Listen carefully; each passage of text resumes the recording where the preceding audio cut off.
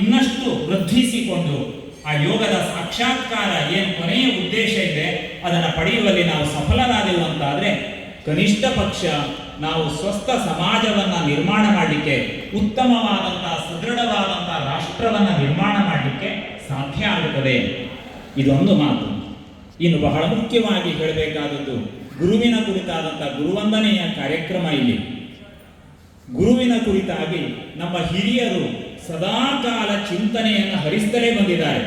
ಗುರುವಿಲ್ಲದೆ ಜಗತ್ತನ್ನು ನೋಡಲಿಕ್ಕೆ ಸಾಧ್ಯವೇ ಇಲ್ಲ ಎನ್ನತಕ್ಕಂಥದ್ದು. ಅದು ಪ್ರಾಚೀನ ಕಾಲದಿಂದ ಆರಂಭಿಸಿ ಇಲ್ಲಿಯವರೆಗೆ ಆಪಾದ ಮೌಲಿ ಪರ್ಯಂತಂ ಗುರುಣಾಂ ಆಕೃತಿಂ ಸ್ಮರೆ ತೇನ ವಿಘ್ನಾಃ ಪ್ರಣಶ್ಯಂತಿ ಸಿದ್ಧ್ಯಂತಿ ಚ ಮನೋರಥಾಃ. ನಿಶ್ಚಂದದ ಮಾತು ನೋಡಿ. ನೀವು ಗುರು ಅಂತ ಹೇಳಿ ಗುರು ತತ್ವವನ್ನು ಮೊದಲೇ ಅರ್ಥ ಮಾಡ್ಕೊಳ್ಳಿಕ್ಕೆ ಆಗೋದಿಲ್ಲ. ಗುರು ಪಡೆದಂಥ ಜ್ಞಾನವನ್ನೆಲ್ಲ ಕ್ಷಣ ಮಾತ್ರದಲ್ಲಿ ನಾವು ಗ್ರಹಿಸಲಿಕ್ಕೂ ಆಗುವುದಿಲ್ಲ. ಆದರೆ ಜ್ಞಾನವನ್ನ ಪಡೆದಂತಹ ಗುರುವನ್ನ ಒಂದು ಕ್ಷಣ ಆ ಪಾದ ಮೌಲಿ ಪರ್ಯಂತಂ, ಕಾಲಿನಿಂದ ತಲೆಯವರೆಗೆ ಒಮ್ಮೆ ಸ್ಮರಣೆ ಮಾಡಿದ್ರೆ ಸಾಕು, ನೋಡುವುದು ಬೇಡ. ಗುರುಣಾಂ ಆಕೃತಿಯು ಸ್ಮರೇತ್ ಅಂತ ಹೇಳ್ತಾನೆ, ನೋಡುವುದು ಬೇಡ. ಒಮ್ಮೆ ಮನಸ್ಸಿನಲ್ಲಿ ಗುರುವನ್ನ ಸ್ಮರಣೆ ಮಾಡಿಕೊಂಡ್ರು ಸಾಕು. ತೇನ ವಿಘ್ನಾಃ ಪ್ರಣಶ್ಯಂತಿ, ಬದುಕಿನಲ್ಲಿ ಬರತಕ್ಕಂಥ ಎಲ್ಲ ಕಷ್ಟಗಳು ದೂರವಾಗ್ತವೆ. ಸಿದ್ಧ್ಯಂತಿ ಚ ಮನೋರಥಾಃ, ಮನಸ್ಸಿನ ಬಯಕೆಗಳೆಲ್ಲ ಪೂರ್ಣವಾಗುತ್ತವೆ. ಹಾಗಾದ್ರೆ ಗುರುತತ್ವವನ್ನ ಸಾಕ್ಷಾತ್ಕಾರ ಮಾಡಿಕೊಂಡಂತ ಶ್ರೇಷ್ಠನಾದ ಗುರುವನ್ನ ಮನಸ್ಸಿನಲ್ಲಿ ಸ್ಮರಣೆ ಮಾಡಿದ್ದರಿಂದಲೇ ಇಷ್ಟೆಲ್ಲ ಲಾಭ ಇದೆ ಅಂತಾದ್ರೆ ಆ ಗುರು ಯಾರು ಅಂತ ಅರಿತುಕೊಳ್ಳೋದು ಬೇಡವೆ?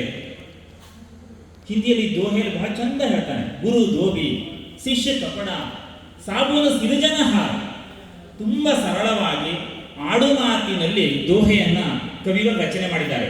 ಗುರು ಧೋಬಿ ನಿಮಗೆ ಸರಳವಾಗಿ ಅರ್ಥ ಆಗಬೇಕು ಅಂತಂದ್ರೆ, ಸಾಮಾನ್ಯ ಜನರಿಗೂ ಅರ್ಥ ಆಗಬೇಕು ಅಂತಂದ್ರೆ ಗುರು ಧೋಬಿ, ಗುರು ಅನ್ನೋದು ಅಗಸನ ಸ್ಥಾನದಲ್ಲಿ ಇಟ್ಟಿದ್ದಾನೆ. ಶಿಷ್ಯ ಕಬಡ, ಶಿಷ್ಯ ಯಾರು ಅಂತ ಕೇಳಿದ್ರೆ ಆತ ಬಟ್ಟೆ, ಕೊಳೆಯಾದ ಬಟ್ಟೆಯೇ ಶಿಷ್ಯ. ಸಾಬೂನು ಸಿರುಜನಹಾರ, ತೊಳಿಲಿಕ್ಕೆ ಸಾಬೂನು ಬೇಕಲ್ಲ, ಯಾವುದು ಅಂತ ಕೇಳಿದ್ರೆ ಭಗವಂತನೇ ಸಾಬೂನು, ಅದನ್ನು ತೊಳೆಯತಕ್ಕಂತ ಸೋಪರು. ಸುರತಿ ಶಿಲಾಪರ ದೊಯ್ಯಿ, ಎಲ್ಲಿ ತೊಳಿಬೇಕು ಅಂತ ಕೇಳಿದ್ರೆ ಜ್ಞಾನವೆನ್ನುವ ಶಿಲೆಯ ಮೇಲೆ ಇಟ್ಟು ಶಿಷ್ಯನೆನ್ನುವ ಬಟ್ಟೆಯನ್ನ ಗುರು ತೊಳಿಬೇಕು. ಜ್ಯೋತಿ ನಿಕಸೈ ಅಪಾರ ಅಂತ ಹೇಳಿಬಿಡ್ತಾನೆ. ಆಗ ಜ್ಯೋತಿ ನಿಕಸೈ, ತೇಜಸ್ಸಿನಿಂದ ಕೂಡಿದಂತ, ಬೆಳಕಿನಿಂದ ಕೂಡಿದಂತ ಜ್ಯೋತಿ ಆ ಬಟ್ಟೆಯಿಂದ ಹೊರಬರ್ತದೆ. ಶಿಷ್ಯ ಲೋಕಮುಖದಲ್ಲಿ ಶುಭ್ರನಾಗಿ ಕಂಗೊಳಿಸ್ತಾನೆ ಅಂತ ಹೇಳಿ ದೋಹೆಯಲ್ಲಿ ಹೇಳ್ತಾರೆ. ಹೀಗೆಲ್ಲ ಹೇಳಿರತಕ್ಕಂಥ ಗುರುತತ್ವಕ್ಕೆ ಮೊದಲಿಗ ಯಾರು, ಯಾರ ಆಧಾರದಲ್ಲಿ ನಾವಿವತ್ತು ಗುರುಪೂರ್ಣಿಮೆಯನ್ನು ಆಚರಣೆ ಮಾಡ್ತೇವೆ ಎನ್ನತಕ್ಕಂಥ ಪ್ರಶ್ನೆ ಬಂದರೆ ಒಂದು ಸಣ್ಣ ಕತೆ ಹೇಳಬೇಕು ನಿಮಗೆ. ಒಮ್ಮೆ ನಾಡಿನಿಂದ ಕಾಡಿನ ಮಾರ್ಗದಲ್ಲಿ ಒಬ್ಬ ಋಷಿ ನಡ್ಕೊಂಡು ಹೋಗ್ತಾ ಇರ್ತಾನೆ. ಅರಣ್ಯದ ದಾರಿಯಲ್ಲಿ ಋಷಿ ನಡೆದು ಹೋಗ್ತಾ ಇರುವಾಗ ನಿರ್ಜನವಾದ ಪ್ರದೇಶ, ಆ ನಿರ್ಜನ ಪ್ರದೇಶದಲ್ಲಿ ಒಂದು ಕೀಟ ಓಡ್ತಾ ದಾರಿಯಲ್ಲಿ ಓಡುವುದು ಕಾಣಿಸ್ತದೆ. ವೇಗವಾಗಿ ಓಡ್ತಾ ಇದೆ. ಏರಿಸಿರನ್ನ ತೆಗಿತಾ ಒಂದು ಕೀಟ ಓಡ್ತಾ ಇದೆ. ಆ ಕೀಟವನ್ನ ತಪಸ್ವಿ ಆ ಋಷಿ ನೋಡ್ತಾನೆ. ಋಷಿ ನೋಡಿದವನು ಆ ಕೀಟವನ್ನ ತಡೀತಾನೆ. ಧಾವಂತ ಇದೆ, ಓಡ್ತಾ ಇದೆ, ಅದು ತಡಿತಾನೆ. ಹೋ ಕೀಟ, ಸ್ವಲ್ಪ ನಿಲ್ಲು, ನಿಲ್ಲು ನೀನು. ಕುತಃ ಧಾವಸಿ ಅಂತ ಕೇಳ್ತಾನೆ. ಎಲ್ಲಿಗೆ ಓಡ್ತಾ ಇದ್ದಿ ನೀನು, ಎಲ್ಲಿಗೆ ಓಡ್ತಾ ಇದ್ದಿ? ಕೀಟಕ್ಕೆ ಉತ್ತರ ಕೊಡುವ ತಾಳ್ಮೆ ಕೂಡ ಇಲ್ಲ. ಆ ಕೀಟ ದೂರದ ಕಡೆಗೆ ತನ್ನ ಒಂದು ಕೊಂಬನ್ನ ಚಾಚಿ ತೋರಿಸ್ತದೆ. ಅಲ್ಲಿ ನೋಡು, ವೇಗವಾಗಿ ಎತ್ತಿನ ಬಂಡಿ ಬರ್ತಾ ಇದೆ. ಆ ಎತ್ತಿನ ಬಂಡಿ ಬರುವಾಗ ಆ ಎತ್ತಿನ ಬಂಡಿಯ ಎರಡು ಚಕ್ರಗಳು ನೆಲಕ್ಕೆ ಘರ್ಷಿಸಿ ವಿಚಿತ್ರವಾದ ಧ್ವನಿ ಉಂಟಾಗ್ತಾ ಇದೆ. ಆ ಧ್ವನಿ ನನ್ನ ಕಿವಿಗೆ ನೋವನ್ನು ಉಂಟು ಮಾಡ್ತಾ ಇದೆ. ಆ ನೋವಿನಿಂದಾಗಿ ನಾನು ಭಯಕ್ಕೆ ಒಳಗಾಗಿದ್ದೇನೆ. ಇನ್ನೊಂದು ಸ್ವಲ್ಪ ಹೊತ್ತಿನಲ್ಲಿ ಆ ಚಕ್ರ ಇಲ್ಲಿಗೆ ಬಂತು ಅಂತಾದ್ರೆ ಆ ಚಕ್ರದ ಅಡಿಯಲ್ಲಿ ಸಿಲುಕಿ ನಾನು ಮರಣವನ್ನು ಹೊಂದುತ್ತೇನೆ. ಆ ಭಯದಿಂದ ನಾನು ಓಡ್ತಾ ಇದ್ದೇನೆ. ಋಷಿ ತಡಿತಾನೆ. ಆ ಚಕ್ರದ ಅಲುಗಿನಿಂದ ರಕ್ಷಣೆ ನಾನು ಮಾಡ್ತೇನೆ. ಆದರೆ ನಿನ್ನ ಜನ್ಮ ಎನ್ನುವಂಥದ್ದು ಕೀಟ ಜನ್ಮ. ಈ ಜನ್ಮದಲ್ಲಿ ನೀನು ಮರಣ ಹೊಂದಿದರೆ ಮತ್ತೊಂದು ಉತ್ತಮವಾದ ಜನ್ಮವನ್ನು ಪಡೆಯಬಹುದಲ್ಲ. ಆದರೆ ಯಾಕೆ ನೀನು ಜೀವ ಭಯದಿಂದ ಓಡ್ತಿ ಅಂತ ಕೇಳಿದ್ರೆ ಪ್ರಾಣಕ್ಕಿಂತಲೂ ದೊಡ್ಡದು ಯಾವುದು ಅಂತ ಪ್ರಶ್ನೆ ಮಾಡ್ತದೆ.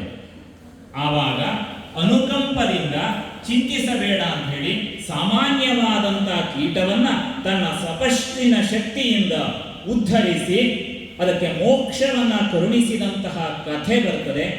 ಈ ಮಹಾತ್ಮ ಋಷಿ ಮತ್ಯಾರು ಅಲ್ಲ, ಭಗವಾನ್ ವೇದವ್ಯಾಸರು. ವೇದವ್ಯಾಸರ ಹಿನ್ನೆಲೆಯಲ್ಲಿ ಸಾಮಾನ್ಯವಾದಂತಹ ಜಗತ್ತಿನ ಕೀಟವನ್ನು ಕೂಡ ಸಮಭಾವದಿಂದ ಕಂಡು ಅದಕ್ಕೆ ಮೋಕ್ಷದ ಪದವಿಯನ್ನ ಕರುಣಿಸಿದಂತಹ ಮಹಾನುಭಾವ ವೇದವ್ಯಾಸರು. ನಾನು ಆಗ ಹೇಳಿದೆಲ್ಲ, ಸಮಲೋಷ್ಟಾಶ್ಮ ಕಾಂಚನ, ಎಲ್ಲರನ್ನ ಸಮಭಾವದಿಂದ ನೋಡತಕ್ಕಂತಹ ಯೋಗಿಗೆ ಮಾತ್ರ ಇದು ಸಾಧ್ಯವಾಗ್ತದೆ. ಇಲ್ಲದಿದ್ದರೆ ಆ ನಿಕೃಷ್ಟವಾದಂತಹ ಜೀವಿಯ ಅಂತರಂಗದ ಭಾವವನ್ನು ಅರಿಬೇಕು, ಅದಕ್ಕೆ ಸಹಾಯ ಮಾಡಬೇಕು ಎನ್ನುವ ಮನೋಭಾವ ಜಾಗೃತವಾಗಬೇಕು. ಹಾಗಾಗಿ ಈ ಎಲ್ಲ ಭಾವನೆಗಳು ಜಾಗೃತ ಆಗಬೇಕು ಅಂತಾದ್ರೆ, ಅಂತರಂಗ ಅಂತಃಕರಣ ಅರಳಬೇಕು ಅಂತಾದ್ರೆ ಅದಕ್ಕೆ ಯೋಗ ಬೇಕು. ಆ ಮಾರ್ಗದಲ್ಲಿ ಸಾಧನೆಯನ್ನ ಮಾಡಿದವರು ವೇದವ್ಯಾಸರು. ಹಾಗಾಗಿ ಆ ವೇದವ್ಯಾಸರ ಸ್ಮರಣೆಯ ಮಾತ್ರದಿಂದಲೇ ಇವತ್ತು ನಮಗೆಲ್ಲ ಬಂದಿರತಕ್ಕಂಥ ಅಜ್ಞಾನದ ಕತ್ತಲೆ ಕಳೀತದೆ. ಯಾಕಂದ್ರೆ ಇಡೀ ಜಗತ್ತಿಗೆ ಜ್ಞಾನದ ಬೆಳಕನ್ನು ಕೊಟ್ಟವರು ವೇದವ್ಯಾಸರು. ಈ ಭೂಮಿಯಲ್ಲಿ ಉದಿಸದೆ ಹೋದ್ರೆ ಭಾರತ ಆಗ್ತಾ ಇರಲಿಲ್ಲ. ಭಾರತ ಅಂದ್ರೆ ಅದು ಧರ್ಮೇ ಹ್ಯರ್ಥೇ ಚ ಕಾಮೇ ಚ ಮೋಕ್ಷೇ ಚ ಭರತರ್ಷಭ, ಅವ್ರ ಬಗ್ಗೆ ಬಂದಿರುವಂತ ಮಾತು. 4 ವಿಧದ ಪುರುಷಾರ್ಥಗಳು ಅಂತ ಹೇಳ್ತೇವೆ. ಧರ್ಮ, ಅರ್ಥ, ಕಾಮ, ಮೋಕ್ಷ ಅಂತ ಹೇಳಿ ಮನುಷ್ಯನನ್ನ ಎತ್ತರಕ್ಕೆ ಕೊಂಡು ಹೋಗುವಂಥದ್ದು. ಆ 4 ವಿಧದ ಪುರುಷಾರ್ಥಗಳನ್ನ ತನ್ನಲ್ಲಿ ಅಳವಡಿಸಿಕೊಂಡಂತ ಗ್ರಂಥ ಅಂತಿದ್ರೆ ಅದು ಮಹಾಭಾರತ. ಜಗತ್ತಿನಲ್ಲಿ ಮಹಾಭಾರತದಷ್ಟು ದೊಡ್ಡ ಕೃತಿ ಇನ್ನೊಂದು ಇಲ್ಲ. ನಾವು ಪಾಶ್ಚಾತ್ಯ ರಾಷ್ಟ್ರಗಳಿಗೆ ಹೋಗಿ ನೋಡಿದ್ರೆ ಈಲಿಯಡ್, ಓಡೆಸ್ಸಿ ಅನ್ನತಕ್ಕಂಥ ಮಹಾಕಾವ್ಯಗಳನ್ನ ನೋಡ್ತೇವೆ. ಆ 2 ಮಹಾಕಾವ್ಯಗಳನ್ನ ಜೊತೆಯಾಗಿ ಸೇರಿಸಿ ಮಹಾಭಾರತದ ಸಮೀಪದಲ್ಲಿ ತಂದು ಇಟ್ಟರೆ ಮಹಾಭಾರತದ 10ನೇ 1 ಭಾಗ ಅದು. ಅಂದರೆ ಮಹಾಭಾರತ ಎನ್ನುವುದು 1.25 ಲಕ್ಷ ಶ್ಲೋಕಗಳಿಂದ ಕೂಡಿರತಕ್ಕಂಥ ಗ್ರಂಥ. ನೀವೇ ಯೋಚನೆ ಮಾಡಿ, ನಾವು ಬದುಕಿನ ಆರಂಭದಿಂದ ಆರಂಭಿಸಿ ಪ್ರತಿ ದಿವಸ 1 ಶ್ಲೋಕವನ್ನು ಓದಿ ಅರ್ಥ ಮಾಡಿಕೊಳ್ತೇ ಹೋದ್ರೆ ನಮಗೆ ಸಂಪೂರ್ಣವಾದಂಥ ಮಹಾಭಾರತವನ್ನ ಓದಬೇಕಾದ್ರೆ 3 ಜನ್ಮ ಸಾಕಾಗುವುದಿಲ್ಲ. ನಾವು 100 ವರ್ಷ ಬದುಕ್ತೇವೆ ಅಂತ ಹೇಳಿದ್ರೆ 36,500 ದಿವಸ ಬದುಕ್ತೇವೆ.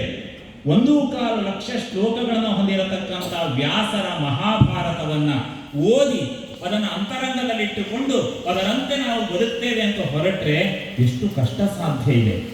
ಆದರೆ ಇಂಥ ಮಹಾಭಾರತವನ್ನು ವ್ಯಾಸರು ರಚನೆ ಮಾಡಲಿಕ್ಕೆ ತೆಗೆದುಕೊಂಡಂತ ಸಮಯ ಕೇವಲ 3 ವರ್ಷ. ತ್ರಿಭಿರ್ವರ್ಷೈಃ ಸದೋತ್ತಾಯ ಕೃಷ್ಣ ದ್ವೈಪಾಯನೋ ಮುನಿ ಅಂತ ಹೇಳ್ತಾರೆ. ಕೇವಲ 3 ವರ್ಷಗಳಲ್ಲಿ ಮಹಾಭಾರತ ಎನ್ನತಕ್ಕಂಥ ಶ್ರೇಷ್ಠವಾದ ಕೃತಿಯನ್ನ ಈ ಜಗತ್ತಿಗೆ ಕೊಡ್ತಾರೆ.